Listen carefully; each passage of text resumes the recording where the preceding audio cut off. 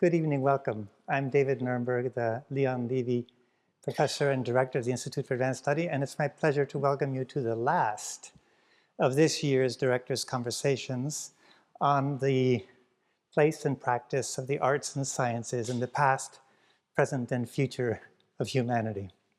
In this series, over these 2 years, you've heard about museums, you've heard about biography, you've heard about universities and foundations. Last week, you heard about ballet. A year ago, we talked about opera. And today, I'm going to welcome you to what's actually our first repeat performance with Joyce DiDonato, back again to talk about opera and the power of song. There's so much to say about Joyce's career. May I call you Joyce? No. There's so much to say about Madame DiDonato's career. The New Yorker put it, she's perhaps the most potent female singer of her generation. And the only thing I object to there is the perhaps. But as I learned the last time she was here, you all want to hear from her and not from me. And it's also, of course, a crime against music to try to explain the achievements of a great singer and a great musician in words. So you'll find a description of Joyce DiDonato's work and career, as well as an introduction of the two wonderful artists that she's invited to join her here for a masterclass, Jaisa Rosario Santos and Justina Lee. You can read all about it. And instead of adding more words, let me simply use the first minute of our time together to let you experience the power of perhaps the most powerful female voice of her generation. Yeah, thank you. You're so kind.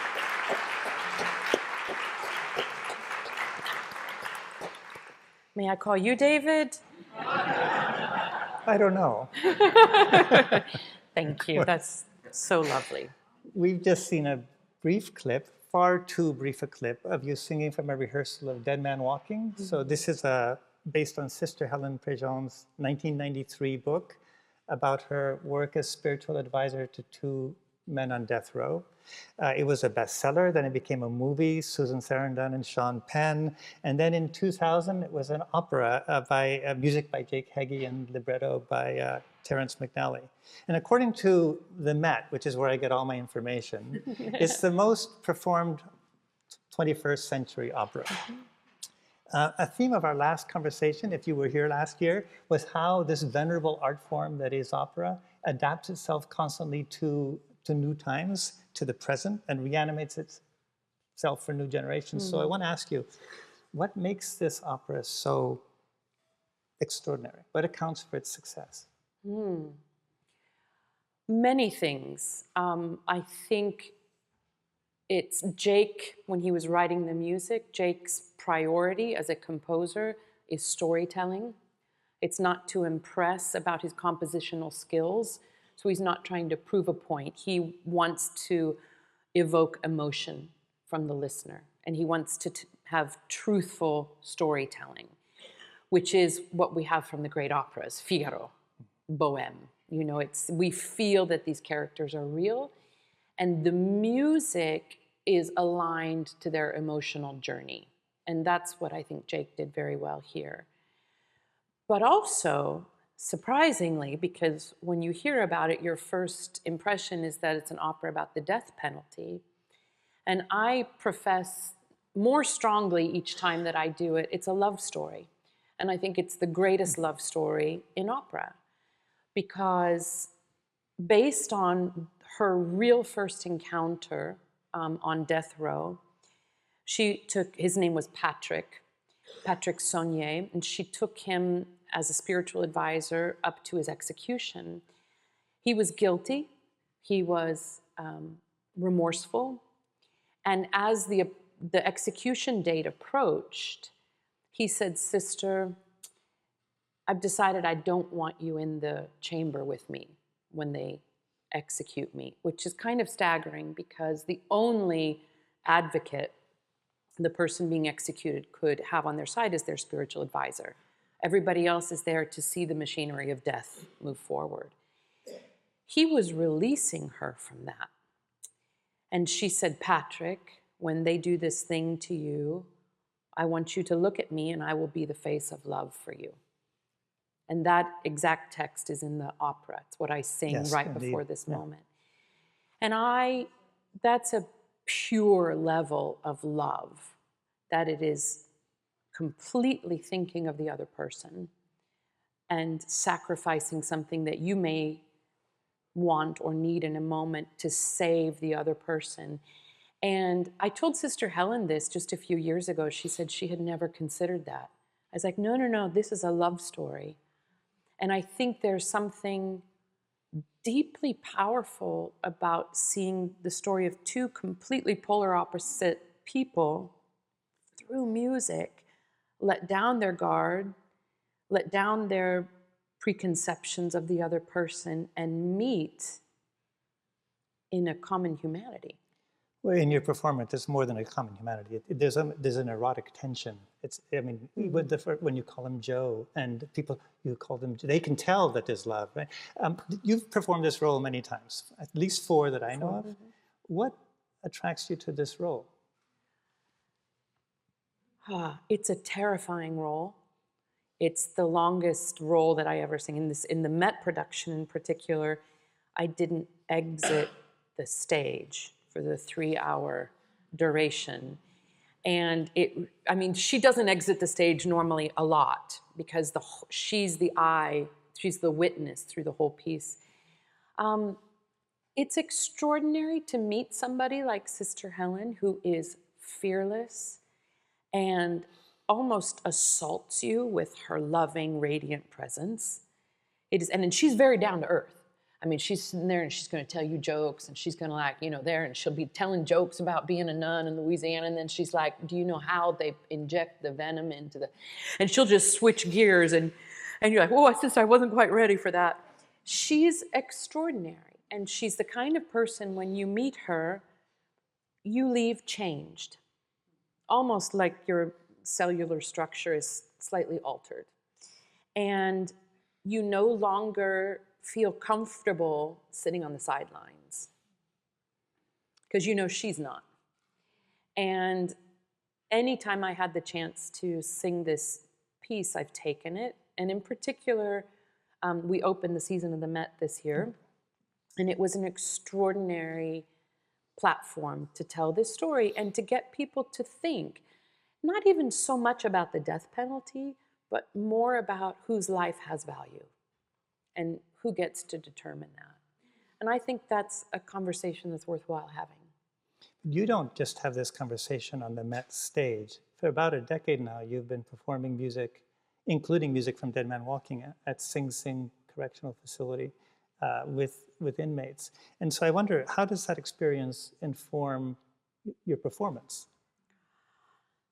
So when I first started going to Sing Sing, I met a man, I think I spoke about him last time I was here, Joseph Wilson, who has since had an opera premiered at the Carnegie Hall Weill Institute wing. He's incarcerated there, and when I first came and sang opera, he said, I didn't know that existed before, and now I'm going to write one. And 9-10 years later, his opera, I think it's partially done. I don't think it's ever done. Is an opera ever really done? And it was premiered at Carnegie Hall. This is pretty extraordinary. But he asked me on my second encounter there, he said, so like, how did you end up here? And I talked about Dead Man Walking and Sister Helen, again, not feeling comfortable to sit on the sidelines. And he goes, I know about her. Yeah, and I said, well, you know what? One day I'll bring Dead Man Walking here. And he goes, if you do that, we'll sing the chorus. And I said, if you sing the chorus, I'll bring Sister Helen. The chorus is hard. The chorus is hard. And there's about 20 men in the program, and not all of them wanted or could sing it. One man actually did all the rehearsals but said, I won't be in the performance. It was too difficult for him. Sister Helen and I, so I got the Met cast, the entire Met cast, to agree to come into Sing Sing facility 2 days after our open night. So Tuesday night was the opening at the Met, and Thursday we were at Sing Sing, and we did an abridged version. And Jake Heggie was there, and Sister Helen was narrating. And 14 of these men were singing the chorus. But 2 weeks before Sister Helen and I went in, I was going to rehearse with them a little bit and just give them a chance to meet her. So they had time with her. And it was about 18 of us in a circle on the auditorium stage there in Sing Sing, and she was right at home. And I was pretty much at home because I've been going there so much. And the men started singing the chorus that starts the Act One finale when the nun arrives on death row for the first time. And it's woman on the tier, woman on the tier, woman on the tier. And it's a phrase that is really said. And we're rehearsing that. And I'm starting to do what I do. I'm working with them. I was like, no, guys, it's too pretty. It's too pretty. It has to sound like those guys out there. And I'm pointing to the guards that are just right out that door. And I'm like, you guys know what that sounds like. And so they're like, woman on the tier, woman on the tier. I was like, more tea. And it was great working with them. And then Sister Helen said, Joyce, I just got to stop you. Wait a second. You got to give the nun a break here. That's what she said. You got to give the nun a break. And she said, y'all don't understand what you're doing here. This is alchemy. She said, when I first heard that phrase, I was scared to death in this horrible place with these horrible people being treated horrible. And that phrase has always been so toxic to me. And here you all are, the incarcerated ones, flipping the table and singing something beautiful out of that terrible phrase. And it was this sort of catharsis for her as well. And then imagine being one of those 14 men hearing Sister Helen say that. It was this extraordinary, chaotically beautiful exchange. And then, of course, time went quickly, and before we knew it, somebody was saying, time's up, just like in the opera. And there's a beautiful man, Shane, who has confessed many times to a murder he committed when he was 17. He's been in for about 25 years. Struggles mightily with what he did. And as they were standing up, he's like, Sister, sorry, can I just ask one question? And he said, what do you do with the remorse? What do you do with that? And he said, when I first got here, all I could think of was how to take my life. I knew that I'd done that to somebody else and I didn't feel that I should live. And he got into this music program. It literally transformed his outlook. It gave him a purpose. It gave him a voice. He writes music. He writes poetry. And he said, I come in here and I'm helping the other guys learn. And Sister Helen said, that's it right there, service. And she was able to have this exchange to him as tears came to his eye. And it was, to answer your question, it was the opera incarnate in real life. And what Jake and Terrence did with this opera was they created something quite true. And both Ryan McKinney, who plays the convict, and yeah, it's amazing. We both felt like we were representing a lot of people with a real sense of responsibility to tell that story, not to whitewash it, not to take a side, because everybody that is entangled in this web is right and wrong and suffering and in pain. It's a horrible machine that happens. And we just, anytime you have the chance to tell that story in a way that will maybe crack open somebody's heart and get them to see the world in a slightly more humane way, it's worth it. Maybe we could switch topics to another project of yours, Eden. And I'm not going to I'm going to reach into the mosh pit of the archetypes, but not Adam or Eve. You remind me of Orpheus, not only because your voice is divine, but also because you have such a strong belief in the power of song and the power of music. And the Eden Project is one of your efforts to put that power to work. This multifaceted art song initiative, educational initiative, activist initiative. What are you trying to achieve with the initiative, and why is song the right vehicle? Or what can song do that other things can't? I'll give you the perfect example. So thank you for asking that question. Eden has gone to about 40 different cities throughout North America and Europe. And this summer we go to Asia and South America and back to Europe. And we will have, in the end, worked with about 3,500 children. They sing a song that was written by kids as part of a workshop that leads into the concert. And then we bring in a local children's choir to join us on stage and sing about nature and about having hope and about planting seeds that will grow in a beautiful way going forward. Seeds for me mean the literal element of taking care of the earth, planting seeds, but also the seed of song, the seed of learning how to express yourself, the seed of joining a group of people to work together in harmony to build something bigger than you can do on your own. And I'm still buzzing from this. We just came from ancient Olympia, where we filmed a cinematic version of Eden. I haven't seen it yet, and I almost don't want to see it because what I have in my head is so magic, but I think it's going to be something extraordinarily special that doesn't exist before. It's not really it's not a concert, it's really a little film.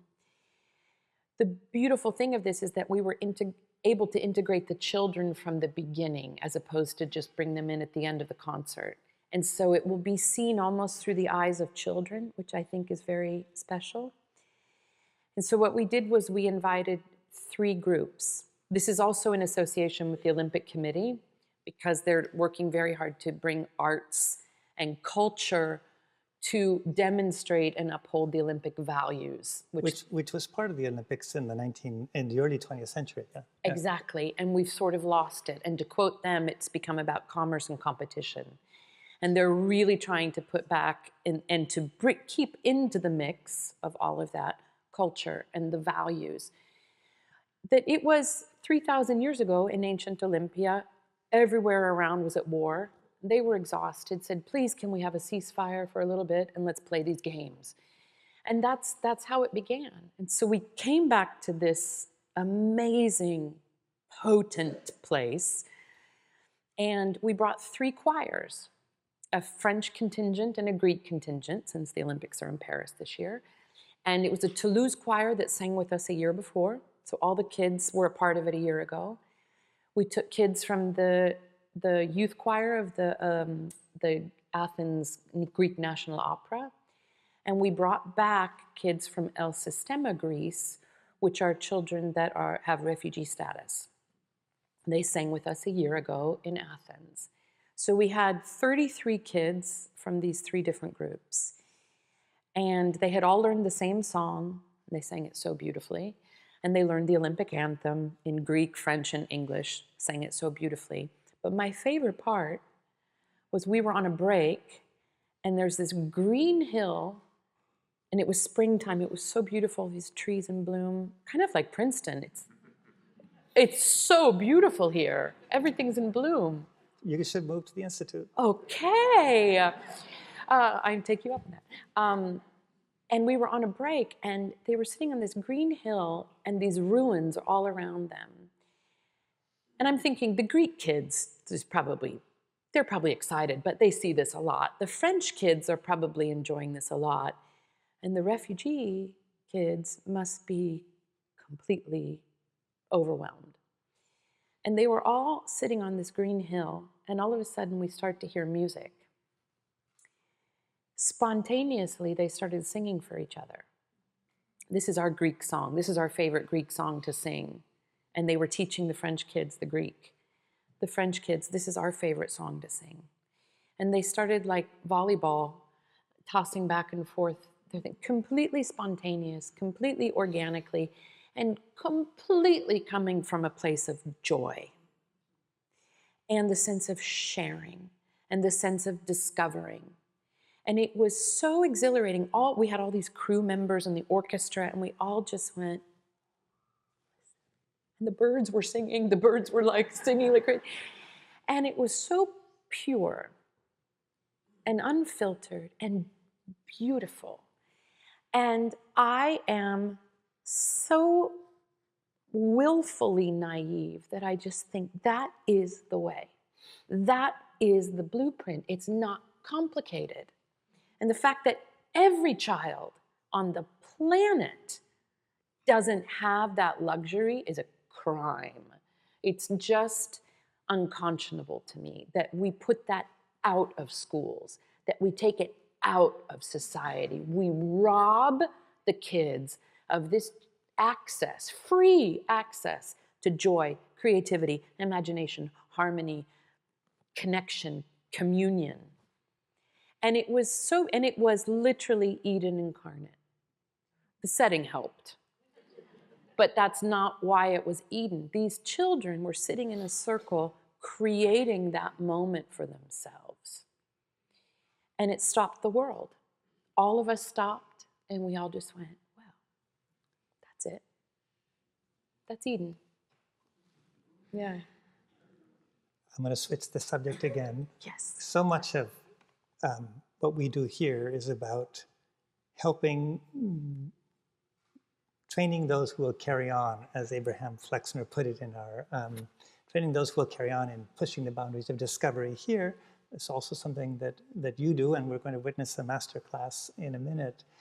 But one of the things that's so curious about our art forms, by our art forms I mean all the humanities, all the fine arts and music, is that they often take place in a field of activity hundreds of years long. So in Eden, you cover 400 years of music, from Purcell to the present, right?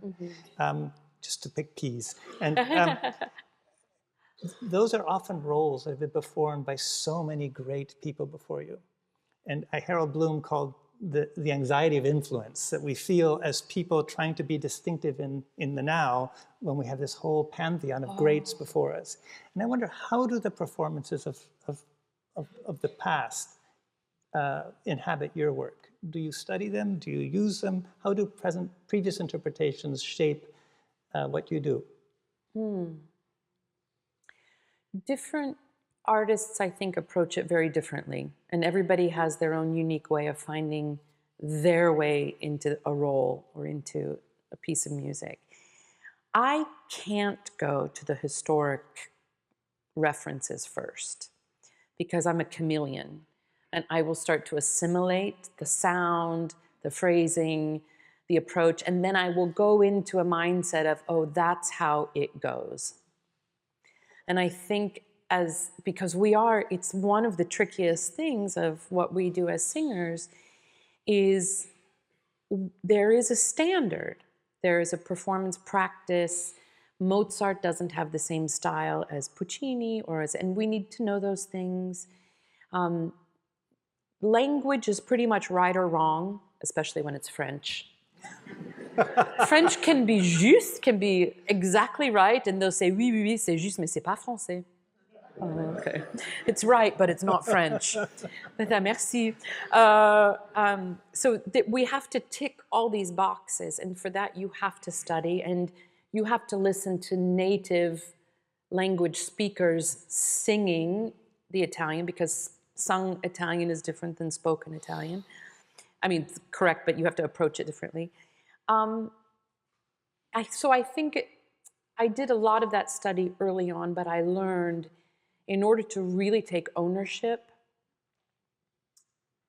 of a role and to attempt to replicate the sensation that this is happening for the first time.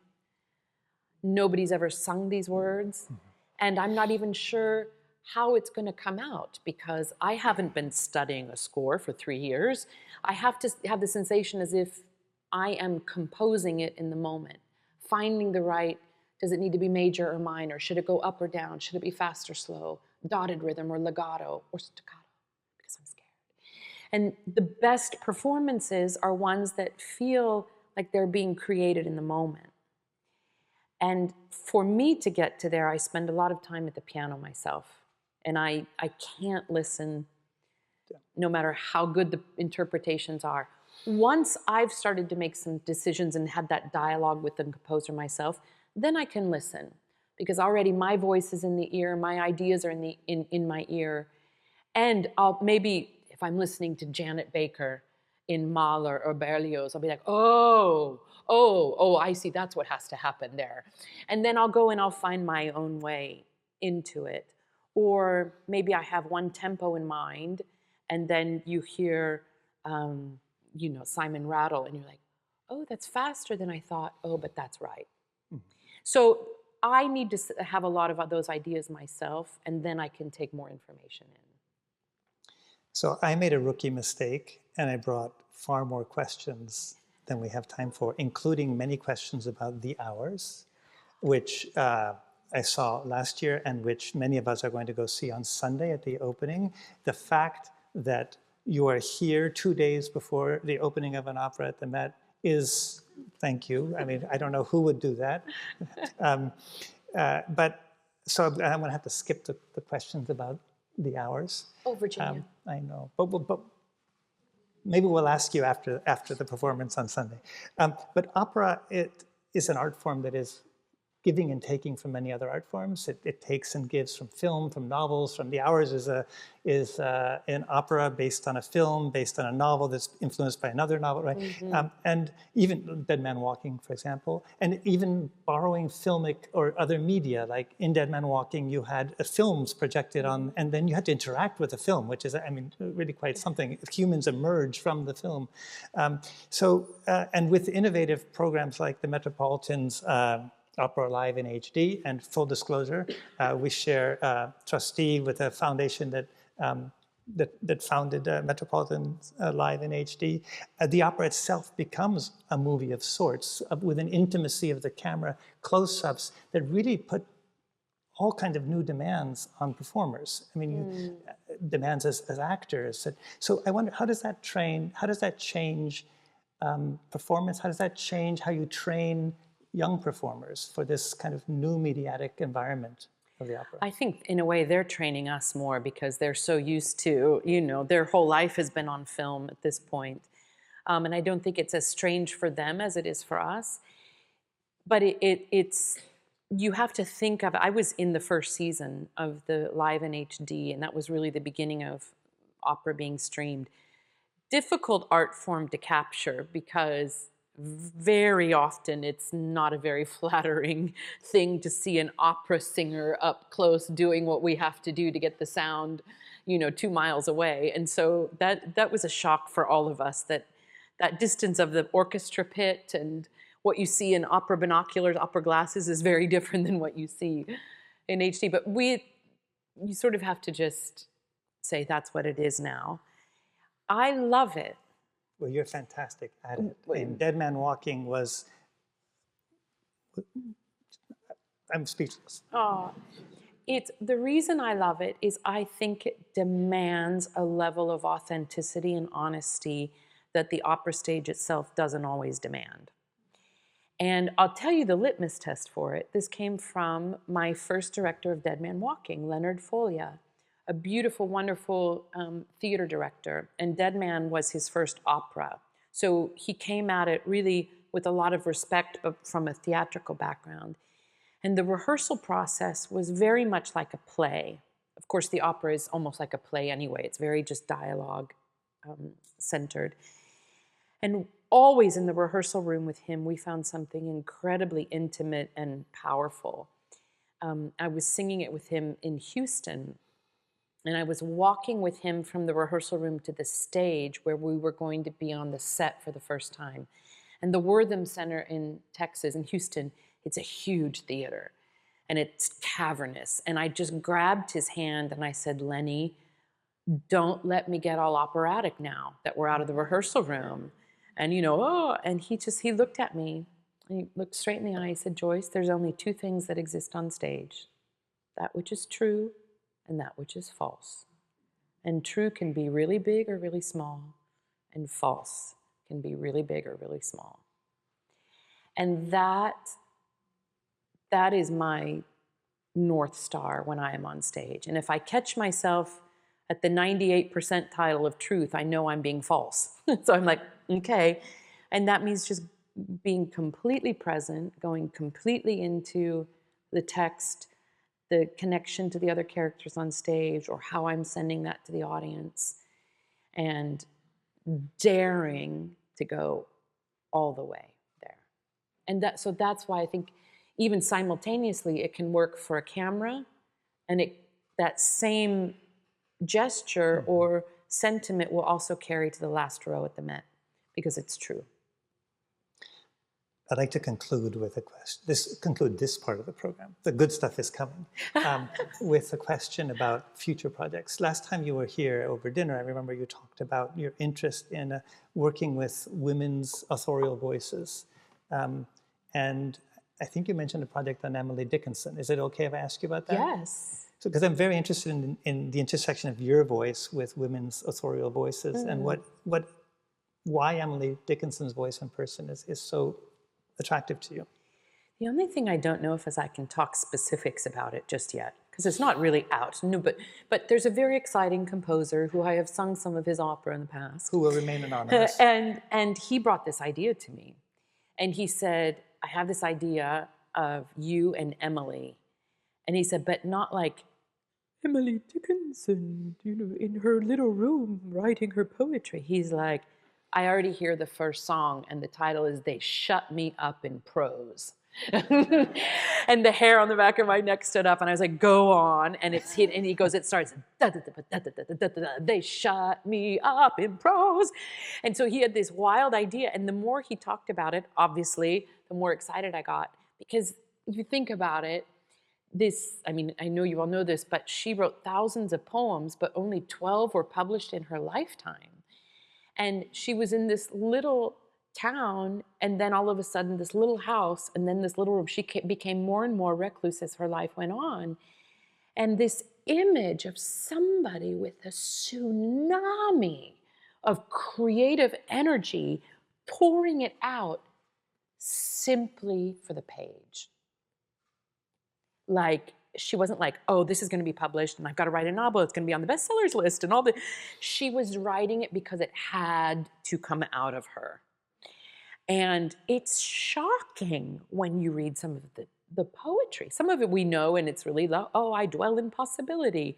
But some of the other stuff, you think, Emily, what were you thinking? It's extraordinary. And as we work on this project, I think it's going to have a really exciting life, because one of the things I would love to do is that the audience is burning by the end when they leave the auditorium, thinking, what have I been containing within me? What have I been too scared to put onto paper or put out into the world? Because we all have this inside. And to varying degrees, perhaps. But, you're at an institution where it's all about putting it out of the head, get it out on paper, get it out on the chalkboard, get it out in discussion. But not everybody has that. Mm-hmm. Not everybody has been afforded that. And here's somebody who paved her own way and just wrote for the sake of writing because she had to. I think that's staggering. Yeah. Well, her collaborations took place through letters, which were... and so she had many interlocutors, but all on the page. All on the page. I know you don't want to hear more words from me. I'm going to make room for beauty on the stage. Thank you, and we'll be back. Thank you, David. Yeah, thank you. It is such a joy for me to do a little bit of a masterclass. But one of the things I love about a masterclass is that it isn't actually designed to be a performance, even though we're on stage and there appears to be an audience. But it's very much more about helping the singer discover more about process and how to get something at one level and see if there's not more layers underneath. And so we look for that. And what I always ask the audience to do is to just help create kind of a playground and a safe space so that who knows what's going to happen. I'm not really interested in final product today because I have like 2 minutes, but it's just about to see what kind of process and what we might find. So it would be wonderful to welcome to the stage Joyce Rosario Santos and our accompanist Justina Lee on piano.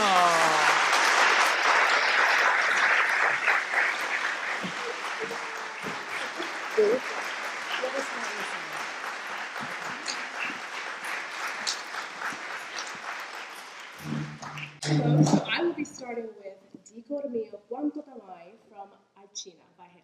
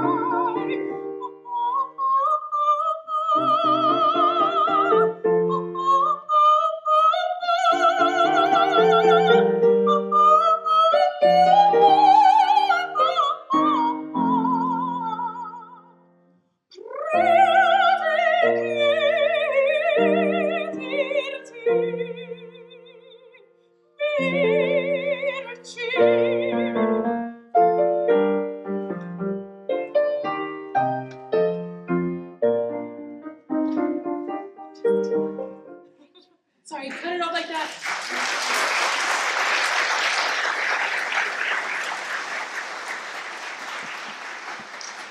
Okay, only because we're short on time. There's a little section and then this goes back and repeats. So can we just get right into it? Yeah, let's do it. Your voice is so beautiful. You hear this purity of sound and so easily produced and just glorious. Thank you. Just to let you know, which college? Where are you in Ohio? Miami University in Oxford, Ohio. In Oxford. That's confusing. Miami and Oxford, Ohio. Okay, good. Well, we follow. And you're a double major in voice and arts administration.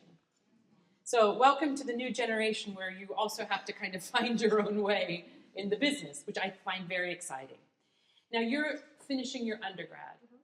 Okay. Can we play? Let's do it. Let's play. Okay. So tell me who Alcina is. Alcina is this enchantress, and in this piece I am singing to Ruggiero, who is my lover, but he's under my enchantment. He's not really in love with me. I'm making him believe that he is. Yeah. Yeah. And you're this beautiful enchantress, but also you have a spell on you. And you're actually a very, very, very, very, very, very, very old woman. Yeah. That changes the equation a little bit. And the minute the spell falls, you become this 800-year-old craggy witch. But in the meantime, you're the most beautiful thing ever. easy to imagine, okay? So, now, she's going to go to Curtis next year, which is exciting. So you are, yeah. Whoa, but you're so good already. So can I push you? Let's do it. Yeah, okay, so here's the thing. You're singing this like an undergrad junior.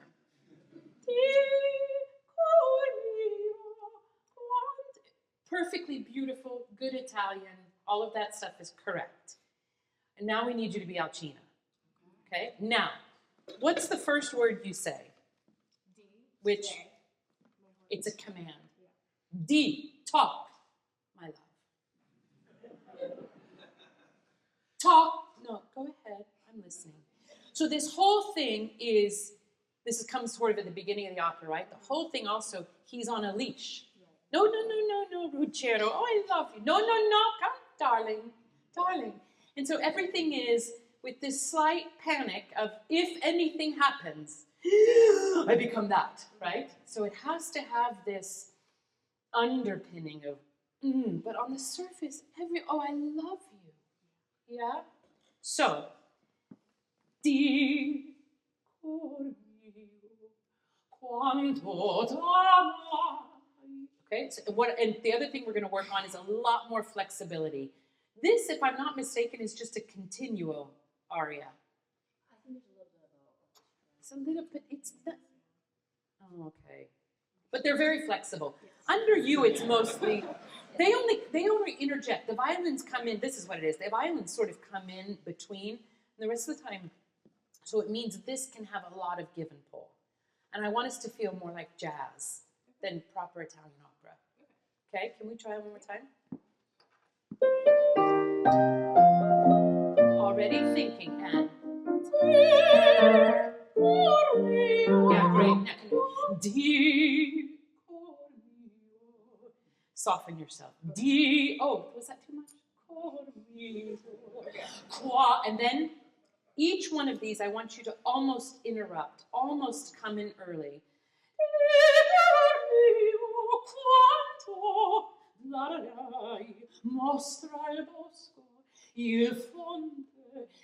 Instead of waiting to be on time, you are always in control. Okay.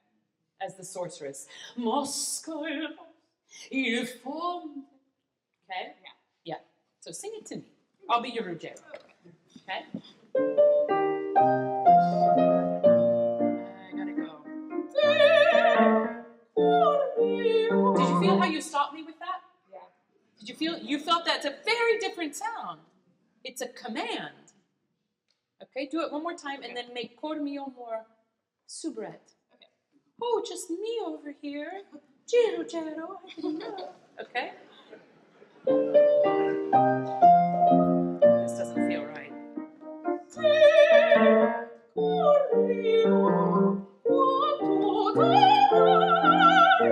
very good. Now, the cor mio was great. Then, quanto t'amai. Yeah. Okay. And how much I love you. Quanto t'amai. Do you feel the power when you start like that? Yes. Yeah. It's different. Yeah. It's different.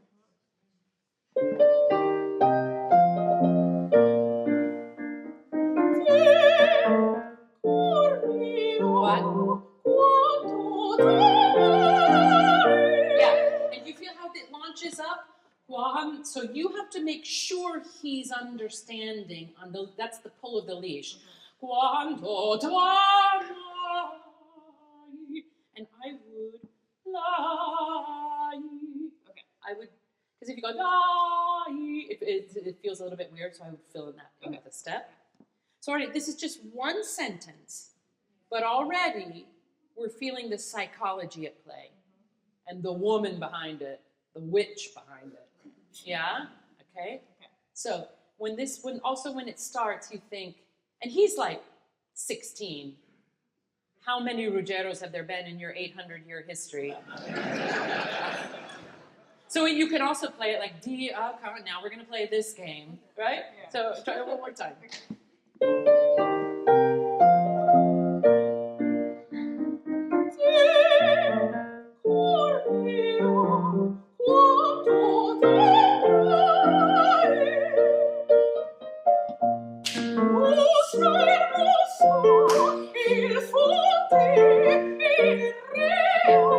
here we have a list.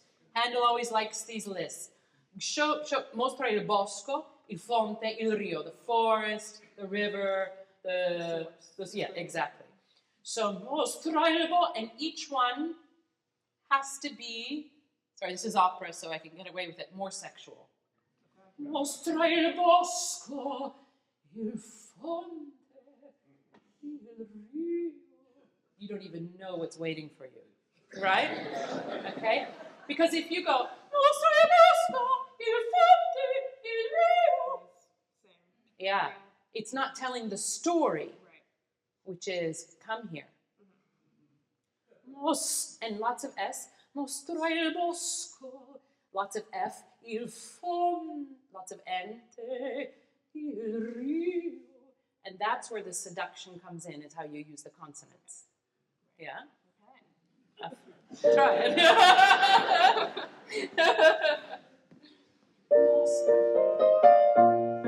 Mostra il bosco. Il fonte. Ah, nice. You can use more the N of fonte. It's like a double consonant, okay? Because listen to the difference. Il fonte, il fonte. You did it on Rio really beautifully. Did you feel that? I did, yeah. We heard that on the third one. See if you can't. Again, it's a command. Mostra. You're commanding him the whole time, like boom, boom. Mostra il bosco, il fonte. You can bring it in even more, each one, to a different, like a decrescendo. We try? Yeah. And mostra il bosco. Okay, but with more schwung. Mostra il bosco. Okay. Less singing and more painting. Okay. Yeah? Try that. And one. What? Il fonte. Okay. Il rio. Okay, great. And this word, when you have the C and the Q, it's a double consonant. Yeah. And that can also become super, like, to a 16-year-old boy, like, oh. And you make him wait for the last. It doesn't have to be exactly in time. Yeah.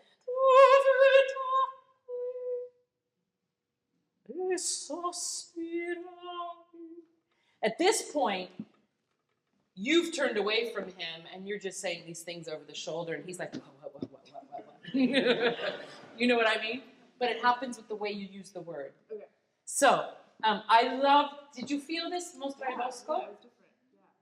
Yeah. Can you, like, to my taste, that was about 10%. Okay. Can you go to like 60%? All right. And you have permission not to think about your voice for the next 15 minutes, okay? I guarantee you, it's impossible for you not to sound beautiful. I can't say that to everybody. It's so inherently beautiful and easy, but that's not enough. Okay.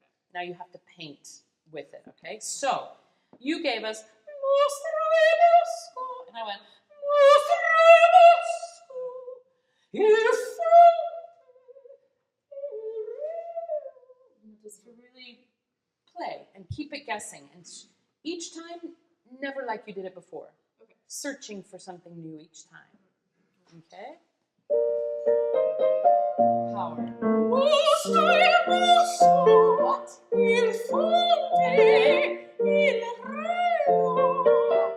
Double C. Even more double C. Be very late on that. Or okay.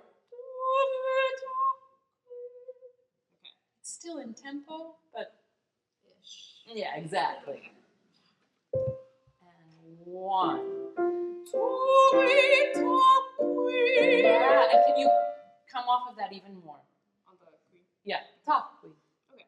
Almost to nothing. Because you want him right here going, yes, Alcina, anything you want, yes, anything you want, anything, yes, yes, yes. And also, sorry, so there's so much to handle. We've had,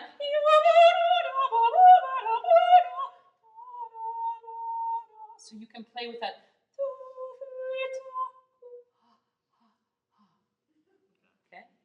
Play with not quite staccato, but not even either. Okay. Yeah? Right there. And 1. Okay. Try this with, show me with your hand. Try that.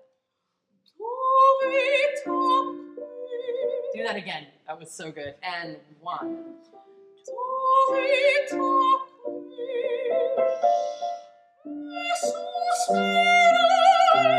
Now go.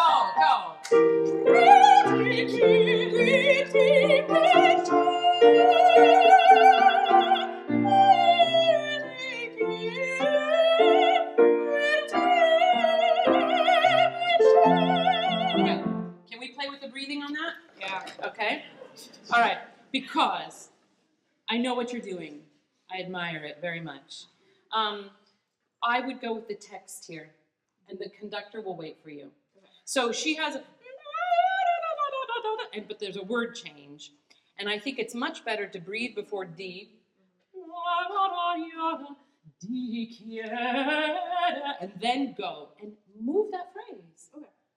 Don't be stuck with it. Otherwise it's not Alcina who's lived for 800 years and knows how this works. Okay. So you're in charge, and the conductor should be like Ruggiero going, oh, she's over there. Oh, now she's there. So you're in charge, all right? So just look at this one, just because this is tricky to change.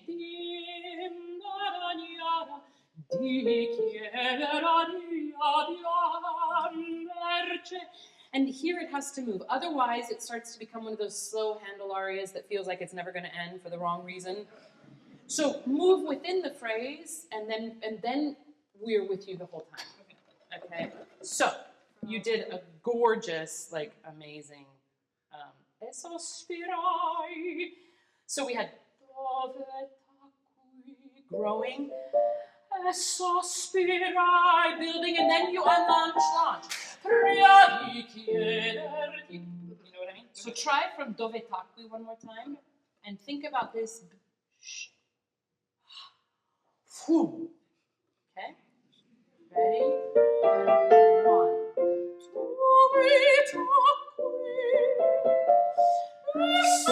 And now go.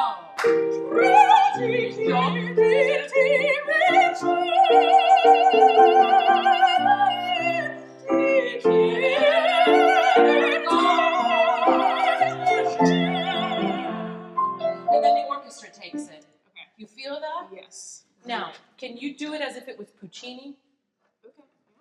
Yeah. Okay. Especially that third phrase. All right. I want you to sing it more like it's Puccini in the schwung that phrase needs. Okay. Okay? Because you're stuck vertical. Da, da, da, da, da, da, da, da, which is how you have to learn it at first. But you already know it so well. So now that has to go out the window. And we have to feel it. It should be like.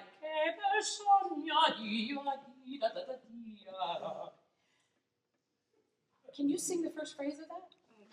I can, yeah. Can we just do that, and then I want this to be that? Okay. Yeah.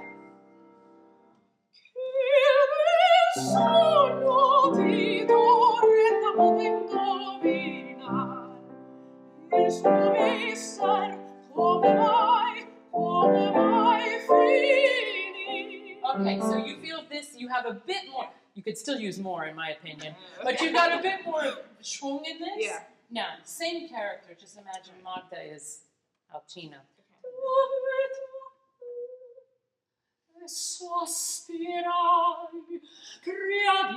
Okay? Okay. 1.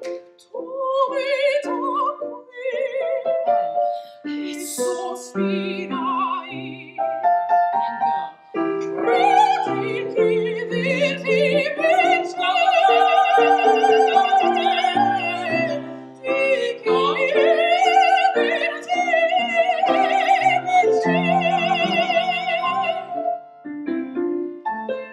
There she is.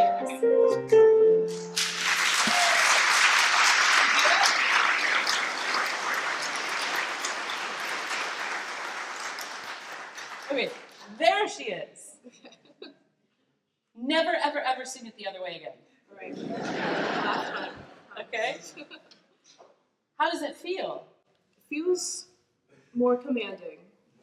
Yeah. You're in charge, really. That's my head for that. It's also more, Yeah. which it needs to be, right? Because, yeah. Can we go on? Yeah.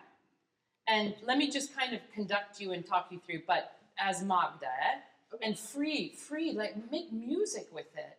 Don't worry about it being right. You gotta make music, Okay.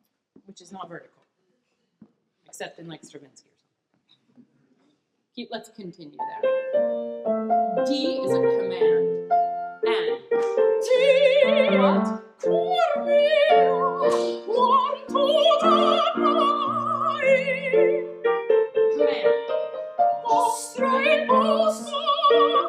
What next?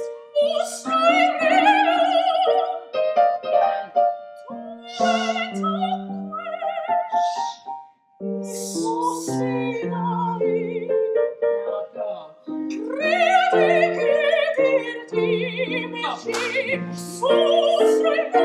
So do you feel how like that you need to launch into that?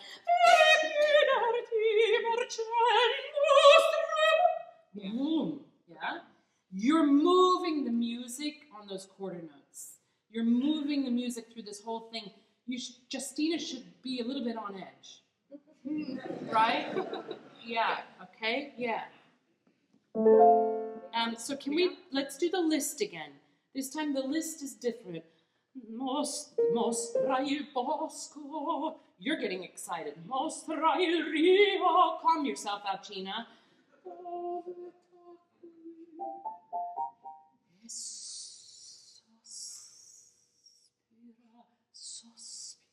It's not about the vowels on that word. Sospiri, sigh. Sospira. Ruggero, and then he's a puddle on the floor, right? So, now, let's play it a different way. Okay. Mostra il bosco, mostra il rio. Okay, so do be a little bit more impatient this time. Let's go to the D cormio, yeah? A little bit impatient. And T cormio, quanto t'amai. Good. Yeah, more of that. Go. Now bring it back. Whisper. And now go.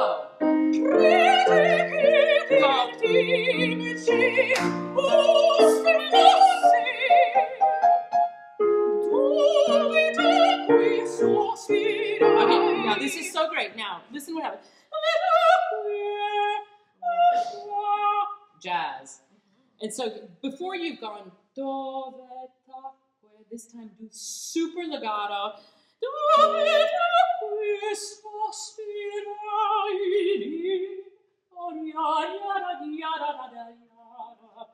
Okay, take that much rubato, right? So that was did you feel that? Yeah. And how you can change the attitude with the same notes and the same word. Yeah? Yeah, I love it. Can we do the dove tacque sospirai? Yeah. Dove tacque sospirai.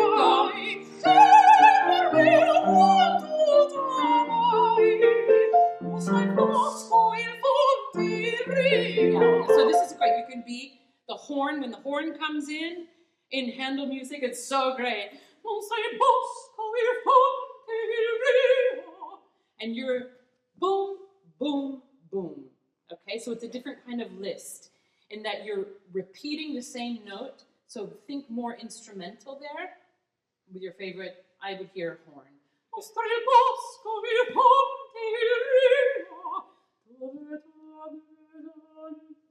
Okay. One.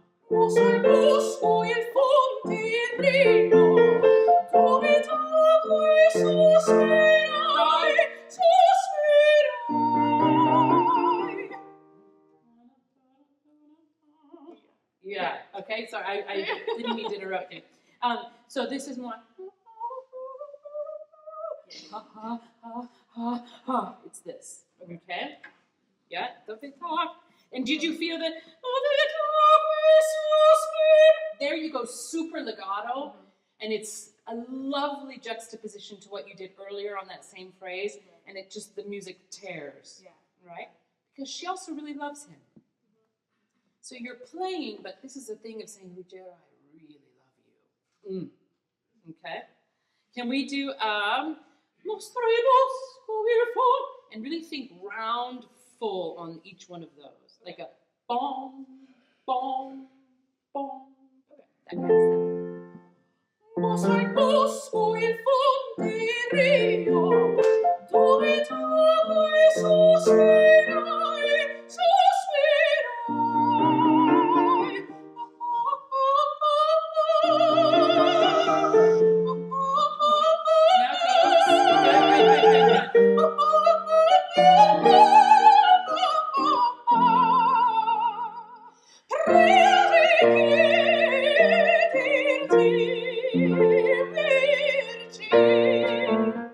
how's that feel? Yeah. You have so many options. I'm throwing some things at you, but there's so many options to play with. But the key for a piece like this is that even when you're auditioning with it, and you're the only one on stage, you know exactly what's happening around you. You know where he is, you know where the bosque is, you know where the fonte is, you know where the rio is, and you know what you need and want from him at every moment. And that can change, but it has to be clear in your head. It has to be super concrete. And so that we don't get,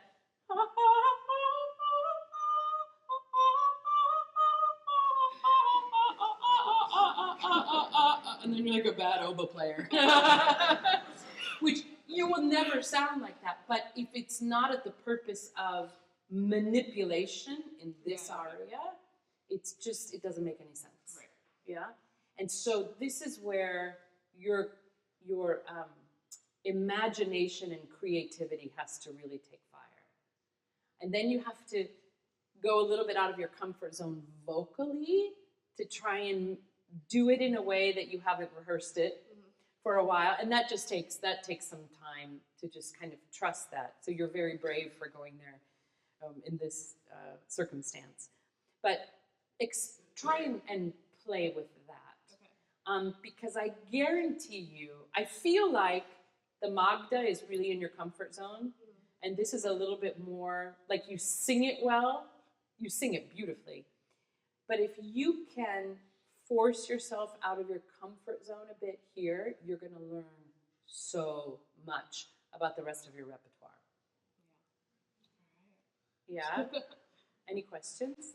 No, just going to take this and do it a bunch of different ways. I love it. And play with the tempo and play with moving it and launching. And like, for example, I would do that in one breath. And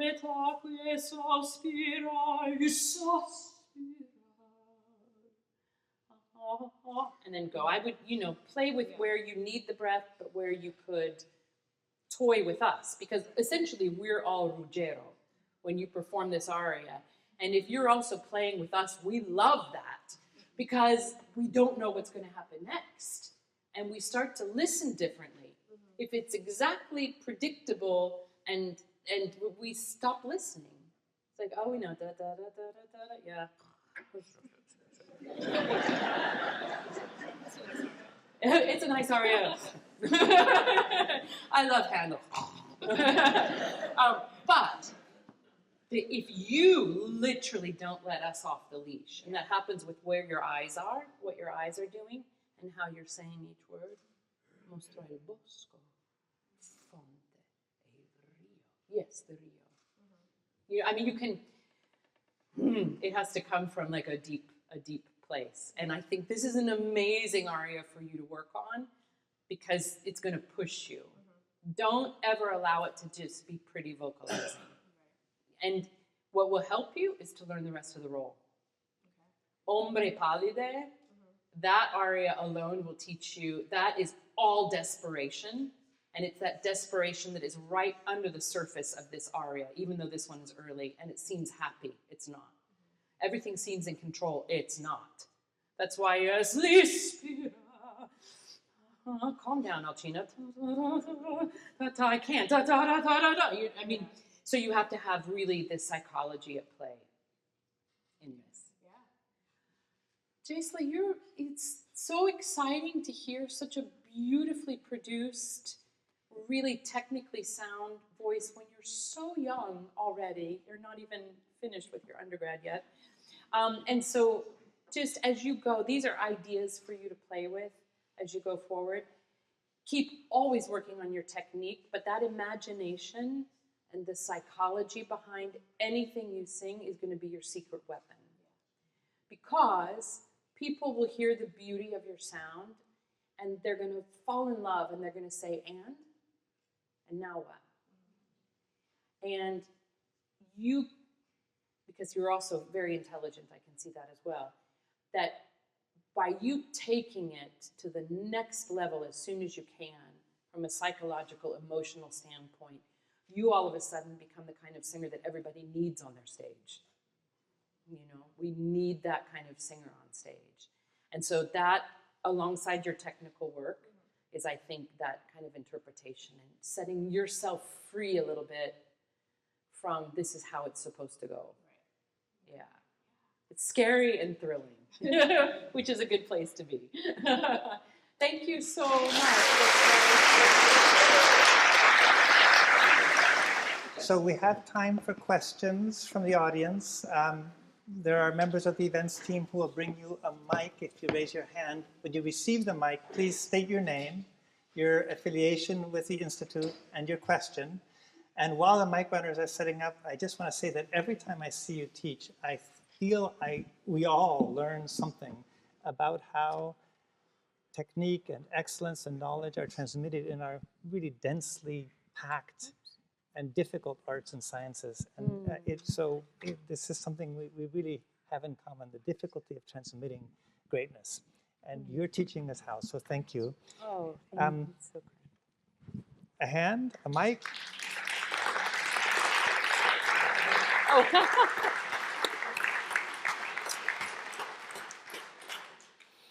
Hello, my name is Lucas. I'm a student of Westminster Choir College, about 20 minutes from here. And as a voice student, I have noticed that there's a point of contention when building a foundation of a piece. And I wonder that whether you like to build your foundation through the text of what the piece is or through the musical ideas of what the composer is giving out. I don't differentiate. My job, the way I look at my job, is to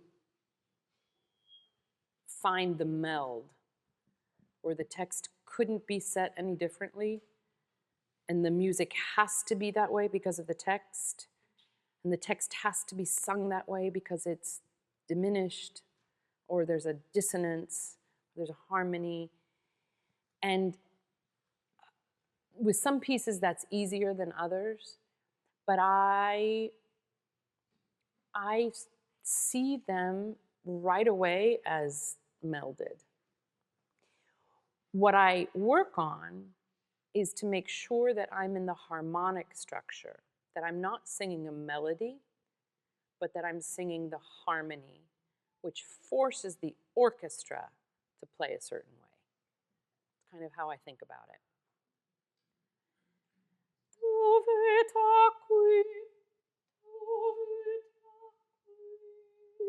I mean, I hear the harmony in my head more than the melody. So honestly, I don't care if there's contention about it or not. I think you have to find what works best for you. And people will agree or disagree. Welcome to the world of opera. You're constantly under scrutiny and everybody has an opinion. So I think you have to try both, see what works for you. But I think the end game is that there's no difference, that word has to be sung this way. Super interesting in Handel because you have the same text constantly played with, repeated 15 times, but each time it's a different iteration. And that's why Handel I consider my greatest teacher as a composer, because I have to fill in the blank. And if I'm generic about it and just singing Dove taqui, how can I expect anybody to pay money to hear that? I just can't. And so my work is, why is sospirai, sospirai, why I need to fill in the blank about why it needs to be sung that way. I just want to point out all events at the Institute are free.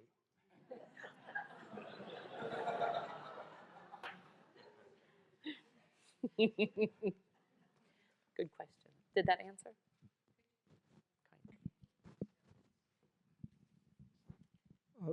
I'm Jim Gunn, a retired professor from the university.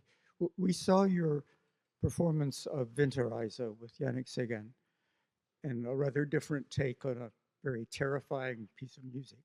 And I wonder if you would just tell us a little bit about what you were doing, what you were thinking when you did that. Yeah, so I did this with Yannick. We did it at Carnegie Hall. We did it here in Princeton. It was his suggestion to do Winterreise, which is the song cycle pinnacle by Schubert. And my jaw just dropped when he suggested that, because in a million years I never considered myself a lieder singer. I loved recital, but the German repertoire, I just thought, oh, it's just so German. Like, I don't know, and all that angst and like Winterreise, it's like like why would I want to spend all the time? And I just said, really? And he said, yeah, I hear you singing it. And I went, oh, okay, maestro. I said, well, let me look at it, because the only way I can do this is if I really understand it. Because you should never sing anything that you can't get a handle on, but the lieder, and especially Winterreise, is so deep that I said, if I can't find an entry point and find my way in, we're better off doing something else. And I worked on it at the piano. And I thought, it's brilliant. I love it, but I don't know how to do it. I can't find my way into that world. At the same time, I was singing Werther. I was singing Charlotte in Werther. And so she was very heavy on my mind. And I was about to call Yannick and say, nice idea, but it's not for me. And I said, Joyce, come on, this is Carnegie Hall. This is Yannick, and it's the pinnacle of art song, and there must be a reason, and just look at it one more time. So I sat at the piano, and that opening Gute Nacht, and he says, you know, the maiden spoke of love. And I thought, yeah, she did. That's a big deal for that time, that she spoke of love to him. And the mother spoke of marriage. And her mother spoke of marriage. But she spoke of love. I thought, what happened to her? And my imagination started to make up all kinds of scenarios about her. And I know the cycle isn't about her, but she's referenced. And there's an argument to say that she was also the catalyst for the start of the journey and his torment. And I thought, what? I mean, she wakes up one day and her love is gone without a lot of explanation. What does she do? And all of a sudden, it reminded me quite a lot of Charlotte. And when Werther kills himself, the curtain comes down, and my first thought isn't, well, that was a good show. I thought, well, now where do I go? Like, what does Charlotte do when the curtain comes down? Maybe she also picks up the gun or the knife, or she goes home to Albert, and what? So my imagination was ripe in that world. And I thought, what if he, in the post, sent her his journal? This is all his journal entries, his poetry. And he sends it to her. And she reads it year after year, like Charlotte reading the letters. Or it arrives and she's reading it for the first time. And that really intrigued me. And immediately I felt in the story. I was curious, and I was like, okay, so what happens? And all of a sudden, it doesn't happen often in the cycle, but sometimes there's repetition of text, and immediately I took the repetition for her. So he would say, you know, das Mädchen sprach von Liebe. Das Mädchen sprach von Liebe. I did. I spoke of love. And it was the same notes, the same text, but she was able to take a parallel journey alongside him. And every time I've done it, the journey is different. Sometimes there's anger comes up. Sometimes there's real sadness and grief. And sometimes there's this, what about me? It's very different each time. And so I told this idea to Yannick, and bless him, he was open. He said, oh, I think I shocked him. And he goes, I'm not so sure, but we can try. And I said, here's the deal. Let's go through song by song. And if we hit a roadblock, it doesn't work. Like, and I'm not going to force this concept. And actually what happened was with each song, we found more and more ideas. And particularly, he was very excited because he's like, oh, this is like and he found different colors and a different approach than when he had done it before. But the only one I couldn't figure out was Layaman. That I couldn't figure out. And I was like, oh, it doesn't work. It doesn't work. Yeah, it doesn't work. No, that doesn't work. And then all of a sudden, I put my music down and I went, oh, that's not his poetry, that's hers. So he finishes with the Nebensonnen. That's the end of his journey. And some people have written about that almost could be the end. And for the first time that she's read all the letters, she's so into his story that she sees Layaman. I get chills when I say that. So that's how we did it. Oh, thank you. See, I was sitting here thinking you were really judgmental and hated it. No, but here's the other reason I kind of allowed myself to do that is, first of all, it resonated a lot with me. I knew that I could do that. And also, it's so well known and so often done that I thought, let the audience experience it from a different lens. And maybe that opens something for this piece that we know so well. What I was very happy about is that her journey was equally valid in reading those letters. And his journey is untouched. It's still there. It's not, we don't play with his journey. It's his words, it's his music. But it's fascinating to do that. I have a suggestion. Oppenheimer in 1967 or so had planted on our campus a linden tree, a lindenbaum. And now it's every bit as enormous, hoary, and terrifying as in the Winterreise. Next time you come, we start with you singing the Lindenbaum in front of Oppenheimer's Lindenbaum. Oh my God, I would die. That's amazing. That's amazing. I take that to be a yes. Yeah, I'm there. You see how I did that? I'm so impressed. Hi, my name's Ellie, and I was wondering if you had any advice for undergraduate voice students who are going on to graduate school next year. What's your concern? I'm just a little scared.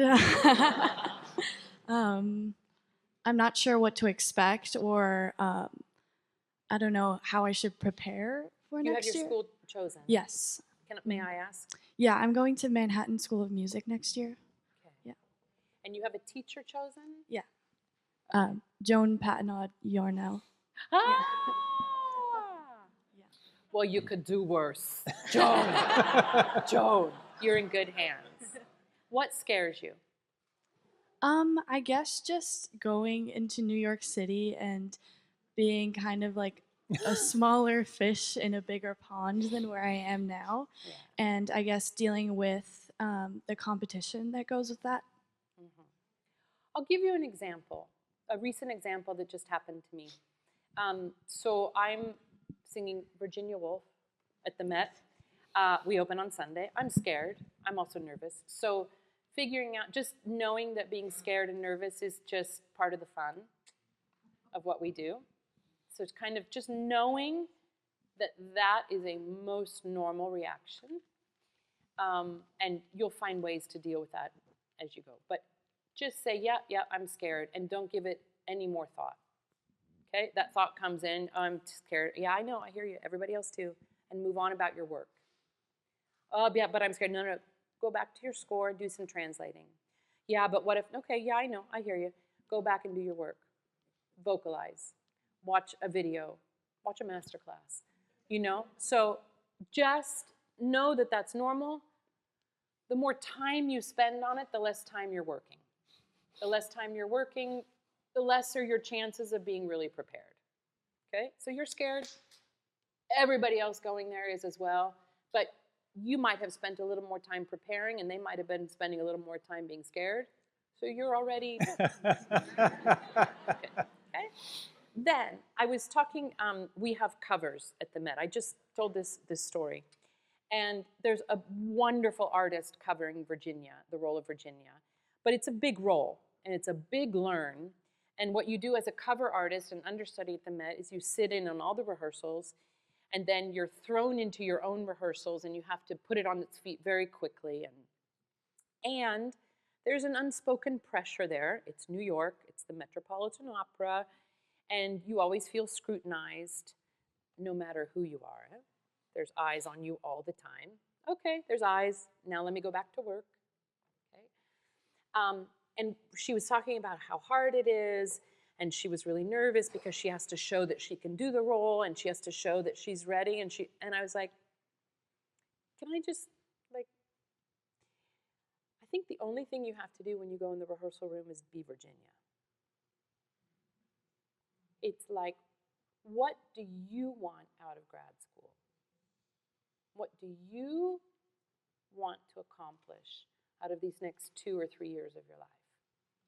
You are hiring them to teach you and to equip you to go out into the world to do what you want to do, what you feel called to do. You're not at anybody's mercy. You have hired them. So, yeah, but I'm scared. I know, but how do I want this to go? What do I want to accomplish? I want to be fluent in Italian by the end of my first year. I want to have learned the role of Susanna or Despina with all those Italian recits.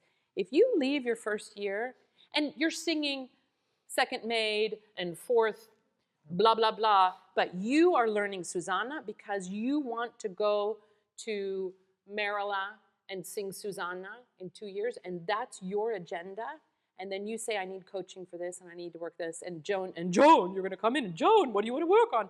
I want to learn Susanna while I'm here. And she's like, whoa, well, you're smart. You have a good agenda. So versus, I'm a small fish, and I don't know Manhattan, and you're going to spend so much time up here with all that stuff that only distracts you from doing the work. Is that okay?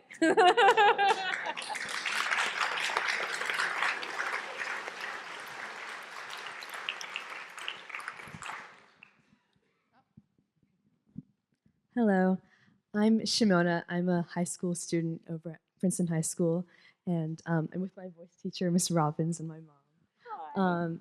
And I was just wondering about how, as a singer, you decide how much interpretation you can put into your performance, and like for example with arias, like how much ornamentation you can put. That's your own kind of personal spin on this song, while also honoring the original intention of the composer. Yeah, okay, that's such a good question. And I'm scared of you being a high schooler asking that question. All right, I love it. I mean, a good scared, it's good. Well, here's the thing. I still study voice, and I love the process of just vocalizing. I love it. And so I work constantly at my technique, because my technique is my toolbox, my art studio, my paint. There's other metaphors, but you get the idea. And I want as many shades of all the colors that at my disposal. that I can choose at any moment. And how far I go in an interpretation is limited by how secure my technique is and how free my technique is. So I struggled for a long time, like my 20s, because I had so much. I was like Emily Dickinson. They shut me up with prose. I had so much desire to communicate things, but this was limited. So my work for those 10 years was technique. And I had to be really patient on the interpretation part. And the more secure and advanced and dependable and consistent my technique, the more I can play, the more freedom I have. In terms of how far you go, first of all, who really knows what the original intention of the composer was? Because I've been around composers too, they're like, oh no, change it. Oh, that doesn't work. Oh no, oh, for you it should be like this. So, I mean, not all of them, but a lot of them, the good ones. And the bad ones are like, I wrote it that way. You're like, okay, I'll sing it. It sounds terrible, but I'll sing it that way. Luckily, that has not been my experience, for the record. There's also no Handel police. Like, you know, there's no breath police. If you have to sneak a breath, sneak it and get on with your life. There is standard, and there is, like I said earlier, the style of Mozart and the style of Puccini, but it should never be held with white gloves in a museum and with somebody going, oh, but no, no, no, no, no, no, it should come from above, and not below. Oh, okay, I know, but I talked with Maxim Emelianchev, who's a fantastic musical partner. He did Eden, and he's an amazing composer. And he will get on me about, no, Purcell, Joyce, there has to be this ictus. And I'm like, oh, but I want to stretch it. He goes, I know you do, but Purcell. But at the same time, it's so alive and new. And I asked him, I was like, what is it that you do that is so correct and so free? And we were talking about it. It's like both of us, we can't pretend that 300 years of life has not happened since the time he wrote it. Because what would Handel and Mozart do with electronic music, with jazz, with all, I mean, I guarantee you Mozart would be the first one with AI going, what can I do with this? Oh, now look at this, you know. I mean, it's their imagination would be going crazy. So I do try to strike a balance to still be in the style, because you can't go too far out. That's hijacking it in a way. But also, it should be alive, and it should be emblematic of what I can bring to it. Not that I'm enforcing myself on Handel, but your voice will do different ornaments in that aria than mine will, and you should exploit those and show it, because it will be the first time Alcina has ever been sung with this voice. And we want to hear that. We don't want to hear this interpretation or your imitation of the pinnacle version. And so it's finding this balance. And I do think it's easier to take away than to add.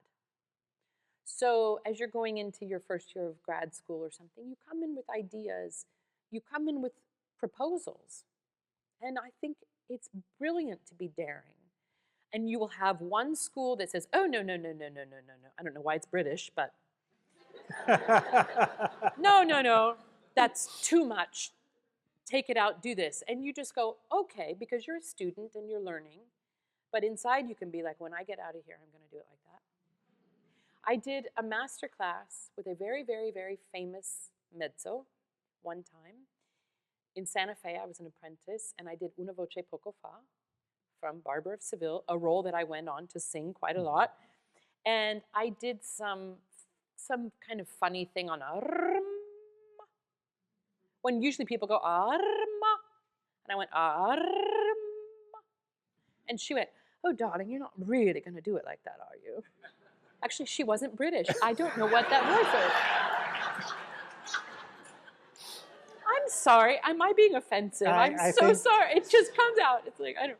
Anyway, she said, you're not really going to do it that way. And I was an apprentice. And I was young, and I went, oh, I don't know. She would, first time I did that roll, I got a big laugh. So it's also when you're a student, when you're, okay, file it away. But, I didn't get arrested. But I didn't even get fired. you gave the example of Purcell, and it reminds me that last time you were here, we had a Canadian First Peoples singer who sang a song of Purcell that was from roughly the time that the English settlers landed in Canada, and they just changed 2 words. It gave the song an entirely different meaning, and you worked with that in a fascinating way. So even one can play even to the degree of changing things. Absolutely. We have time for perhaps one more question. Hi, my name is Melissa. I just want to know, like, when somebody's first starting out, like, how important do you think it is to record yourself to figure out what you could do to get better, or maybe realize things that you're doing when you're singing that you didn't realize you were doing? And if you did that, and if you would suggest that, and if a lot of people do that. Yeah, I still do it.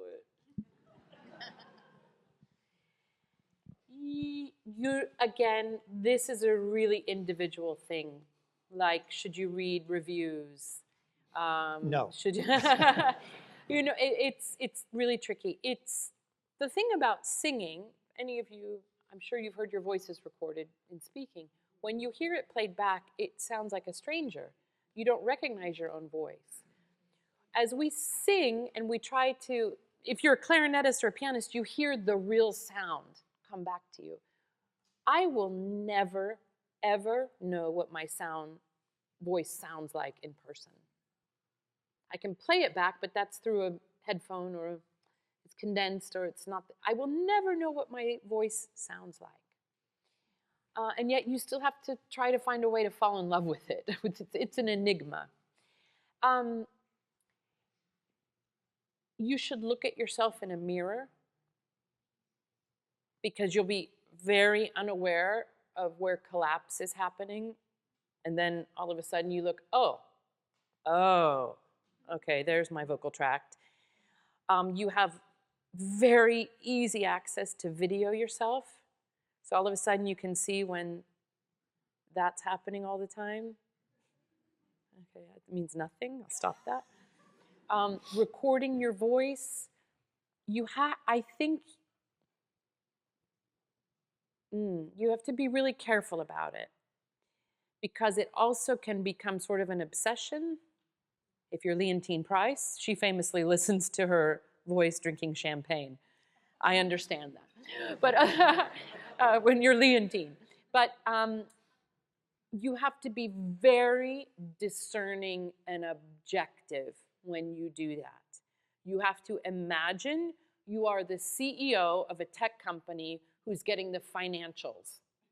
And you're before a board meeting. I'm so in over my head at this exact moment. But let me just continue with that metaphor. And then you're going to have to present these numbers to the board, because they need to know what the dividends are. See, I don't know what I'm talking about. At least it wasn't a British accent. There we go. If you start to go down, be really hard on yourself and start to, oh, that was terrible. Oh, I can't do that. Oh, that's a awful, awful, destructive, completely unhelpful way to go. If you say, I'm consistently sharp on that F sharp. Okay, what am I doing? I'm not supporting on the note before. Like, oh yeah, we're 4% down or 6% up. Okay, and so you have to be surgical about analyzing what you're hearing. If you make it personal, it becomes a psychological web in both directions. Oh, he sounds so good. Oh, that's amazing. But you're not actually really know what you're doing, or you stop working a little bit because, oh, I've got that. You have to be really surgical about how you objectively evaluate what is happening. When you make it personal, it can really start to decay and toxify the environment. You guys know what I'm talking about. Yeah. Yeah. That inner voice is potent. So if you feed it, it's going to drag you down, down, down, down, down. So you have to really say, yeah, I'm scared. Yeah, I know. Okay. Back to the Italian. That's just, it's not complicated. You just can't be lazy. It's not complicated. You just can't be lazy. Yeah. Is our motto here.